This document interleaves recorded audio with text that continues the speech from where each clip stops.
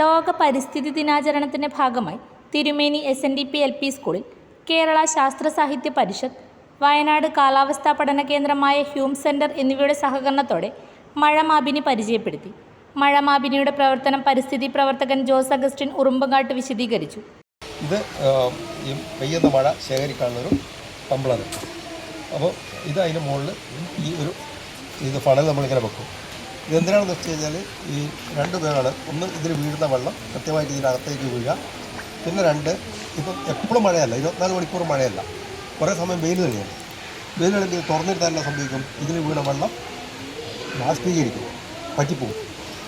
ബാഷ്പീകരണം പറ്റിപ്പോയില്ല, ആവിയായി പോകും. അപ്പോൾ ആവിയായി പോകാതിരിക്കാൻ വേണ്ടിയിട്ടാണ്, അത് തടയുന്നതിന് വേണ്ടിയിട്ടാണ് ഇത് വെക്കുന്നത്.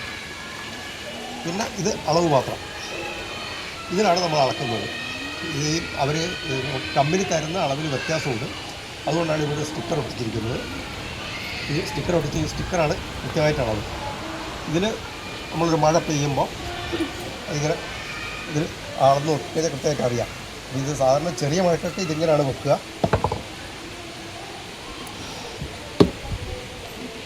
ഇത് വെച്ചാൽ ഇത് കൃത്യമായിട്ട് അതിലേക്ക് തന്നെ വീഴും. ഇതിന് നമുക്ക് ഒരു 16 മില്ലിമീറ്റർ മഴ വരെ ഇതിൽ അളക്കാൻ പറ്റുള്ളൂ. അത് കൂടുതൽ വന്നു കഴിഞ്ഞാൽ ആ വെള്ളം ഇതിൽ ശേഖരിക്കപ്പെടും. അപ്പോൾ ഒന്നിനു ശേഷം അതിൻ്റെ പുറകെ ബാക്കിയിട്ട് എടുത്ത് അളന്ന് നോക്കിയാൽ മതി. സ്കൂളിൻ്റെ വകയായി തിരുമേനി ചാത്തമംഗലം മലയിൽ മഴമാപിനി സ്ഥാപിച്ചു. എല്ലാ ദിവസവും മഴയുടെ അളവ് രേഖപ്പെടുത്തുകയും ജില്ലാ ഗ്രൂപ്പിൽ ഷെയർ ചെയ്യുകയും ചെയ്യും. സ്കൂൾ മാനേജർ KD ഉദയൻ ഉദ്ഘാടനം ചെയ്തു. പ്രധാനാധ്യാപകൻ PM Sebastian, NJ Varghese, Manju Madhu, T Nishakumari എന്നിവർ സംസാരിച്ചു. ചടങ്ങിൽ വെച്ച് ശോഭാ ഗംഗാധരനിൽ നിന്ന് പ്രധാനാധ്യാപകൻ പഠനോപകരണങ്ങൾ ഏറ്റുവാങ്ങി. നിങ്ങൾ സ്വർണ്ണാഭരണങ്ങൾ വാങ്ങുമ്പോൾ വഞ്ചിതരാകാതിരിക്കാൻ ജാഗ്രത പാലിക്കുക. 2023 ഏപ്രിൽ 1 മുതൽ സ്വർണ്ണ പരിശുദ്ധി ഉറപ്പുവരുത്തുന്നതിന് കേന്ദ്ര ഗവൺമെന്റ് ആഭരണങ്ങളിൽ HUID നിർബന്ധമാക്കിയിരിക്കുന്നു.